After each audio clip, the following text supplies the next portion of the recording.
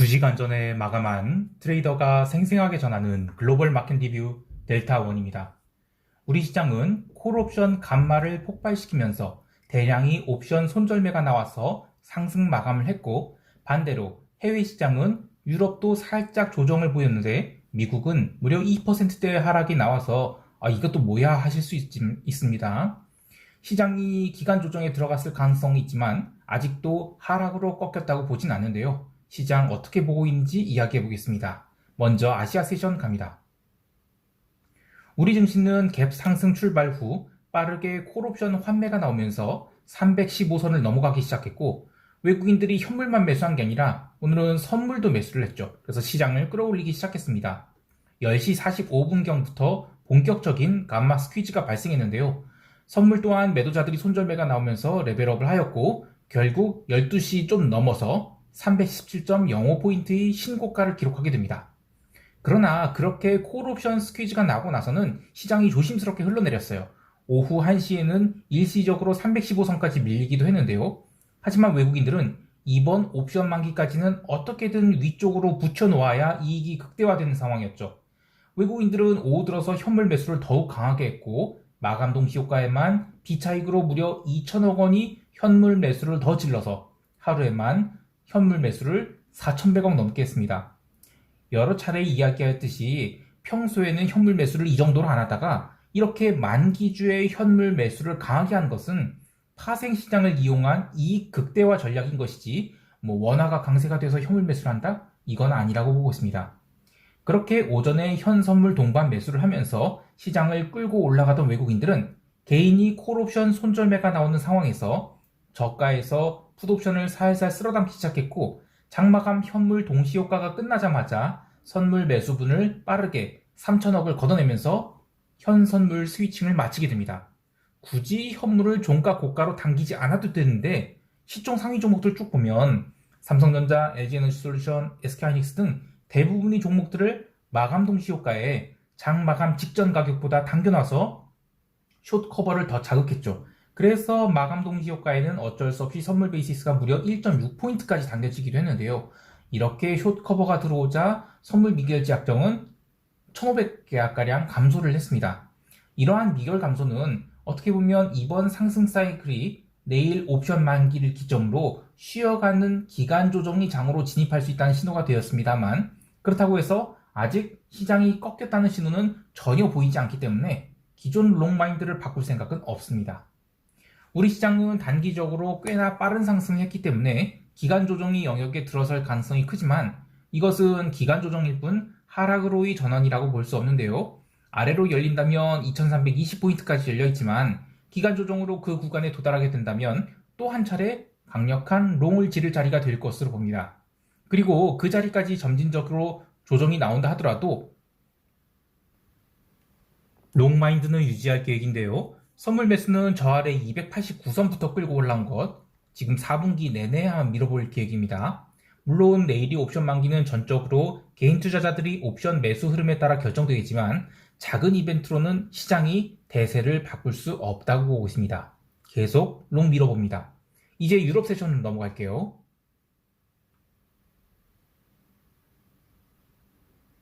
유럽은 정말 오랜만에 변동성이 살짝 증가하면서 장중 상승폭을 반납하는 작은 음봉이 나왔는데요. 지금 유럽이 어떤 모멘텀이 있어서 올라가는 것이 아니죠. 4분기 이 포모로 상승하고 있었던지라 해외 시장과의 괴리가 벌어지자 기간 조정으로 들어가기 시작했다라고 보고 있습니다.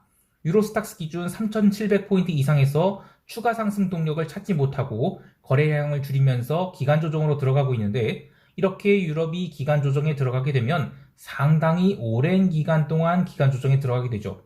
롱은 이런 구간에서는 끊어먹고 나와야 되고, 외부 이벤트로 급락이 나왔을 때는 추가 하락이 나오지 않는 것을 보면 바로 단기로 매수를 해서 청산할 수 있는 그런 비추세 구간이 시작된 것입니다. 그 기간이 최소 2주일에서 3주일, 심지어 한 2달 넘게 지속될 수도 있는데요. 하지만 중요한 것은 지금 하락장이 아니라는 것입니다. 유로스탁스 지수가 지금 200일선에 안착했기 때문에 자연스러운 기간 조정에 들어간 것이고, 따라서 이러한 기간 조정 구간에는 낮은 레버리지로 롱을 잡았다가 청산하는 그런 단타를 하거나 아니면 자본 효율을 고려해서 다른 상품을 손대는 것이 맞습니다. 그러니까 당분간 유럽 증시는 쳐다보지 않아도 된다는 뜻입니다. 하지만 채권 시장에서는 조금 특이한 현상이 일어났는데요. 이틀 연속 유럽 장기 채권이 꽤나 강한 상승을 했습니다. 이는 이기리스 미국 CPI에 대해서 낙관적으로 생각하는 투자자들이 늘어난 것, 그리고 채권 시장이 절대적 저평가 진입이라는 시각, 마지막으로 FTX 이슈로 인한 이 안전자산 선호, 이런 등이 이유가 복합적으로 작용한 것을 보는데요. 중요한 것은 채권 시장이 조금씩 바닥을 보이는 게 아닌가 하는 것입니다. 특히 두 가지 면에서 그러한데요. 지금 장단기 수익률이 오래전에 역전되어 있는지라 여기서 장기 채권이 급락을 해야 이 시장은 강력한 리스크 선호가 될 텐데 그렇게 되기 쉽지 않죠. 왜냐하면 이 CPI가 꺾이게 되면 이건 리스크 온이 아니라 명백한 경기 침체가 시작된 것이기 때문에 장기 채권이 더 내려가기가 부담스럽습니다. 그러니까 랠리가 나온다 하더라도 장기물보다는 단기물 중심이 상승이 나오지 않을까 하는데요. 또 하나는 4분기도 이제 붓클로징 앞두고 있죠. 그래서 채권 숏을 보유하는 것이 손익비가 얼마 나올 것인가를 이야기하면 장기물은 그대로 두더라도 단기물을 매입해서 따뜻하게 캐리를 먹는 게 그나마 망가진 성적표를 보존할 수 있지 않을까, 이런 것으로 보고 있습니다. 상품 시장에서는 기름이 또 조정을 받았습니다. 리포트에서는 원유 재고 증가로 기름값이 하락했다라고 하지만 유럽 세션부터 기름값이 하락을 했어요. 그래서 이미 87달러를 깬 상태에서 출발을 했기 때문에 원유 재고 증가로 기름값이 하락했다는 것은 좀 말이 안 되죠. 왜냐면 이미 그 원유 재고 발표 전에 한참 눌렸어요. 그리고 중국 광저우에서 또 봉쇄가 있었다고 해서 중국 수요 둔화 우려 이야기를 하는데 그것도 좀 말이 안 된다는 본 게 구리 같은 원자재는 유럽 세션에서 강하게 올랐기 때문이죠. 그렇다면 시장의 초점은 지금 그런 상품들의 투기 세력이 들어와 있느냐 없느냐예요. 구리는 전에도 계속 이야기했지만 엘리미 창고에 지금 구리 재고가 텅텅 비어있는 상황인데 그동안에 과도하게 저평가되어 있었던 거예요. 그런데 기름은 정반대입니다.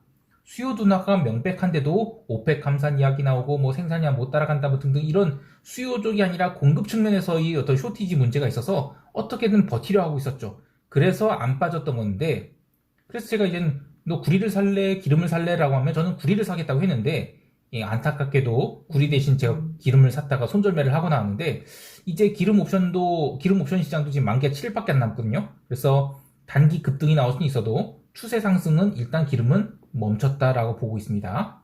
이제 미국 세션 넘어갈게요.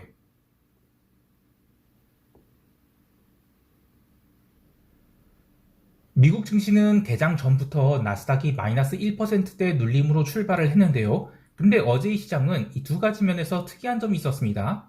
첫 번째는 개장 초 시장은 변동성이 거의 빠지지 않은 채 출발을 한 것에 비해 장중 실질 변동성은 아주 낮은 수준을 유지했습니다. 그렇다고 시장이 막 빠지는 것도 아니고 반등이 나온다 해도 이 파워미터가 60을 넘기지 못하는 등 아주 조심스러운 움직임을 지속했습니다. 시장이 여러 차례 반등 시도를 하다가 실패하면서 새벽 3시 이후로는 레벨 다운을 해버렸는데요. 하지만 레벨 다운이라고 해서 시장이 엄청나게 폭망한 것도 아니고 그냥 장중에 진입했던 롱 포지션들이 스탑로스를 치면서 종가 저가로 밀린 정도, 그 정도였습니다. 주요 언론에서는 사실상 공화당이 패배라고 보면서 시장이 눌렸다고 하는데 어제 굴뚝주들이 눌렸다는 점, 그리고 특히 간만에 기름 주식들이 제법 큰 음봉을 보였다는 점에서는 어느 정도 맞는 이야기라고 할 수 있겠습니다만 기본적으로는 목요일에 있을 CPI에 대해서 투자자들이 아직도 확신을 갖지 못하고 있는 것, 이게 문제라고 보고 있어요. 저는 CPI 발표와 함께 시장이 상승 전환을 한다면 나스닥은 연말 랠리를 향한 강한 시동을 걸 수 있다고 보는데요. 지난주 금요일 논팜 영상에서도 이야기했듯이 이제는 시장이 지표에 더 이상 민감하게 반응하지 않고 있고 옵션 시장에서는 충분히 해지가 되어 있어요. 그 푸콜리 이슈 같은 경우에는 심지어 2008년 수준까지도 올랐죠. 아주 과도한 공포가 있다고 보고 있습니다.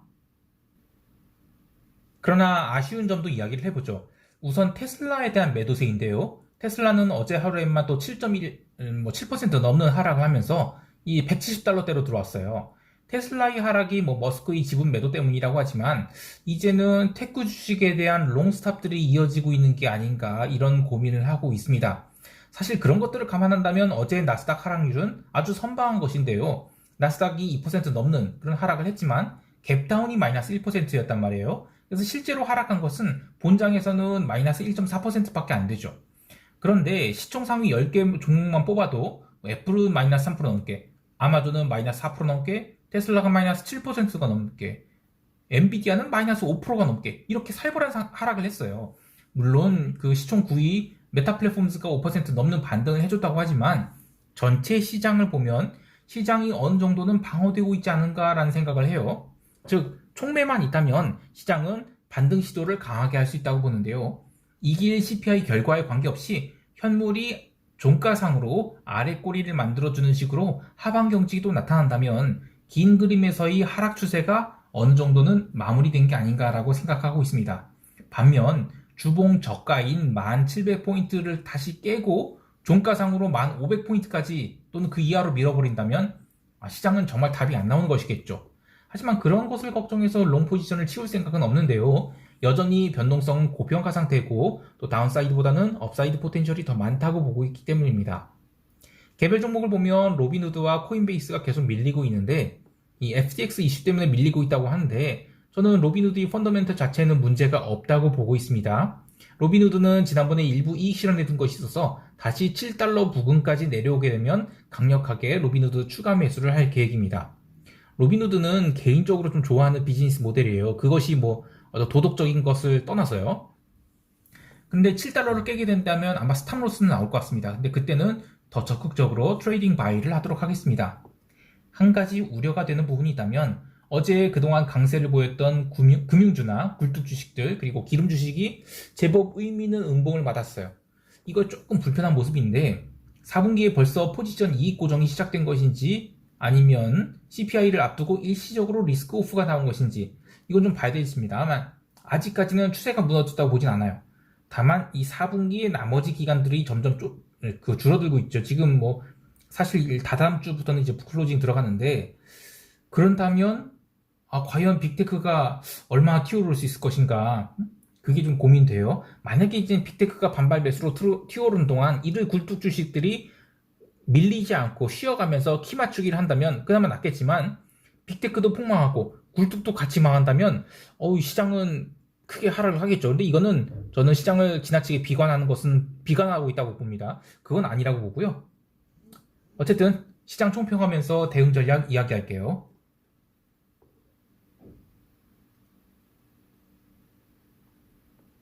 우리 시장은 야간 선물 시장에서 1% 조금 안 되는 하락이 나왔습니다만 재미있는 것은 한국물 ETF인 EWY는 전일 미국 증시 조정, 심지어 이머징 ETF의 마이너스 1.8% 가까운 조정에도 불구하고 약보합선으로밖에 안 눌렸어요.